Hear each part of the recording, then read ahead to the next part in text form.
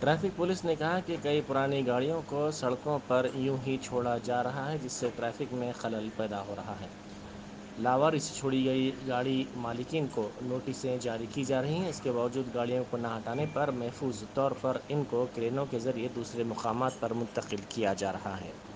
Hyderabad city में बहुत जगह में मेन रोड्स में ऐसा गली में कोई पुराना व्हीकल्स छोड़ के बहुत ट्रैफिक का ऑब्स्ट्रक्शन कर रहा, वो यूज़ नहीं करती, ऐसे ही रोड पे छोड़ दे रहा पब्लिक।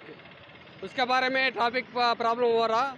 उसके हमारा traffic chief joint chief Ranganath साहब इंस्ट्रक्शंस क्या बोले तो वो पूरा जल्दी निकालना बोल के वो पहले नोटिस दे, वो लोगों को व्हीकल ओनर्स व्हीकल नोटिस दे देती।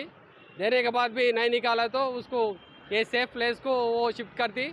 बाद में वो भी उधर भी वो व्हीकल वंस कोई है तो उसका वो ओरिजिनल डॉक्यूमेंट्स ले लेके बता के वो व्हीकल्स ले सकते। कोई भी नया है तो उसके कानून के बारे में उसके क्या एक्शन लेना उसके ऊपर एक्शन ले लेती।